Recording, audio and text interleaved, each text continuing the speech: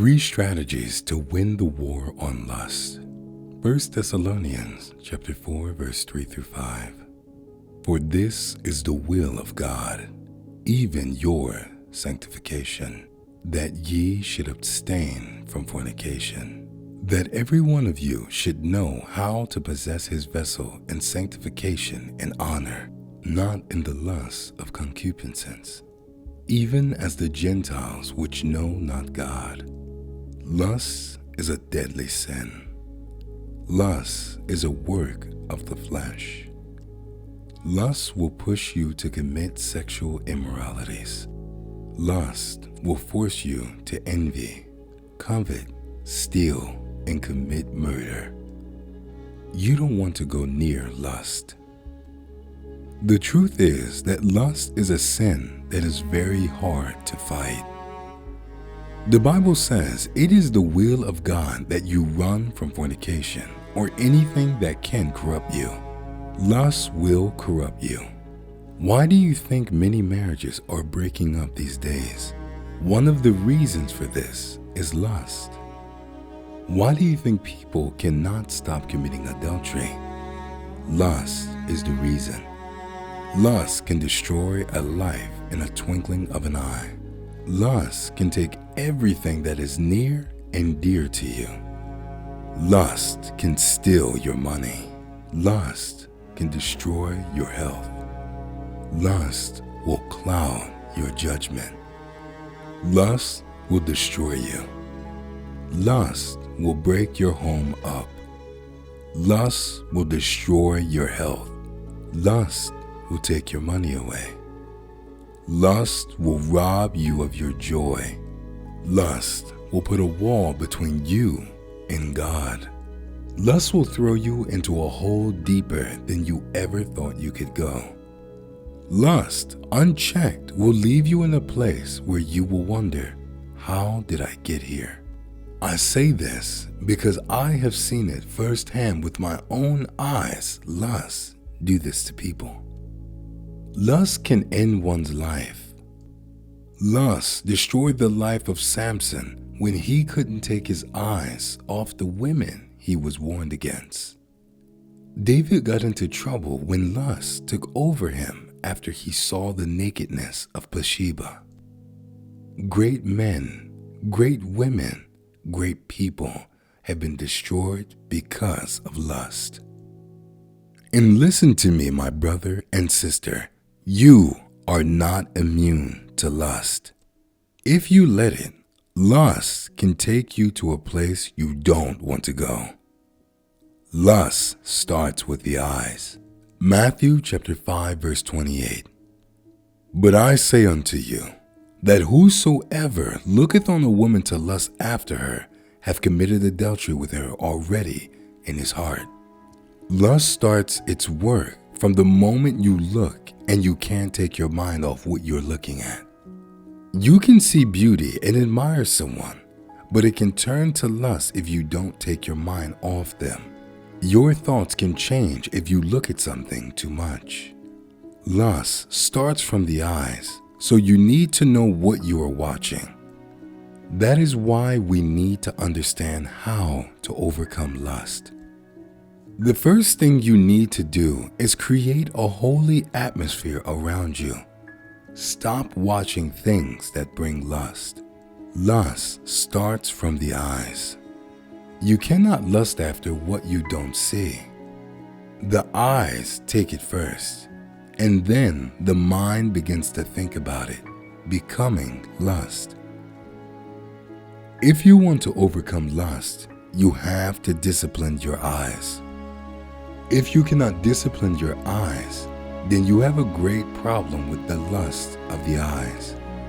As a man or woman, if you cannot discipline the way you look at the opposite sex, then you will be a victim of lust. Job made a covenant with his eyes never to look at the nakedness of a maiden. Job chapter 31 verse 1. I made a covenant with mine eyes. Why then should I think upon a maiden? We all know we can't go through life with our eyes closed. It's not practical. There's a difference between you just walking and someone catching your eyes. You don't have to stay there. You don't have to keep looking. Move on with your day. Why do you need to look for a second time or third time or for a prolonged period of time? Don't look. Remember, don't look. So that is the first practical step. It's simply don't look. Remember, don't look. And I think we can all agree there are different types of looking. When you are driving or walking or going about your business, you are looking. But there's a completely different type of looking when you are lusting over a person. This is what I am saying. Don't do it. You know the type of looking that has you playing different scenarios in your mind. Let's say you're walking down the street and you see an attractive person of the opposite gender. Carry on with your business. You don't have to turn your head and start fantasizing. Just don't look. Every fornication started with someone looking. All adultery started with someone looking. It only takes you looking and lusting. That is the door the devil needs. That is the door the spirit of lust needs. That look. That one look can change your life. The Bible instructs us in Ephesians chapter 4, verse 27, neither give place to the devil. Don't look. David could not look away when he saw Bathsheba bathing on the rooftop. That lust led him to commit adultery and murder, which brought a great consequence upon his life. It all started with him looking. This is my point about lust, making people make stupid decisions. David stole another man's wife and then got that woman's husband killed because he got that man's wife pregnant. The reason why lust is so dangerous is because it makes people make decisions they regret. Your eyes are what can help you create the kind of atmosphere in life you want. Your ears, too, play a crucial role in creating the type of atmosphere in life you need. The things you see, the things you hear influence your thoughts. What are you listening to?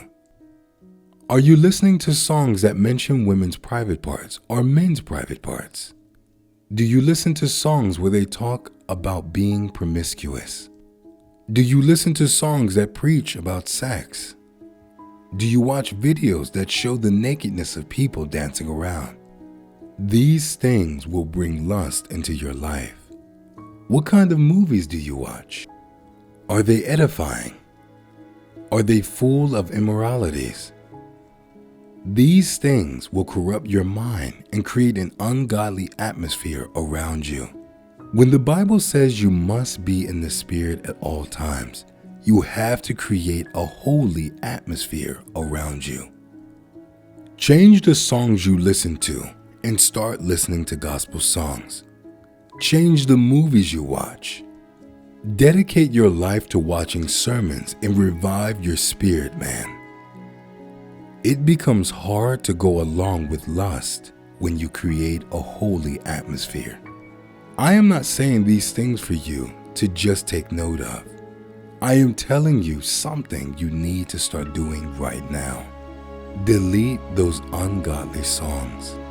Delete those unholy videos. Start listening to gospel songs, songs of worship. Do this, and you will notice a distinct change in your life. You also need to be careful of the kind of gospel songs you listen to. They have started to hijack gospel songs again. Take time to watch edifying videos. Listen to Christian-related podcasts. Read Christian books. Stop reading books that are erotic. Stop reading books that will make you start imagining unholy things. The second thing you need to do is don't trust yourself or your ability to control lust. The Bible says the spirit is willing, but the body is weak. This flesh is always desiring sinful things.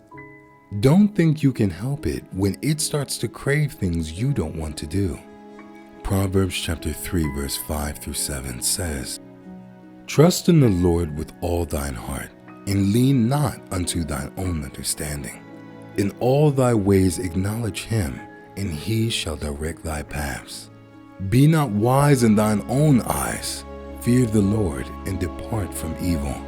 Don't try to act wisely when lust comes. I don't think you have the power to overcome it. What you need is the wisdom of God to know the proper steps to overcome lust. You need to know the appropriate response, and to do this, you need the power of God. You will fail if you think you can fight lust yourself. You cannot be watching pornography and believe you can overcome it yourself. When you are alone, you will always be tempted to watch pornography. When you are alone, you will be tempted to masturbate. When you are alone with the opposite gender, you will be tempted to commit fornication. Don't say you have it all under control. No, you don't. That is what the devil wants you to think until you fail. Do you think people who have crushed marriages because of adultery intended that? Do you think they prayed that their marriages ended? They thought they could control lust, but it ended badly for them. Don't sit there and think you got it all under control. When lust comes, the flesh bows. You need the Spirit of God to overcome.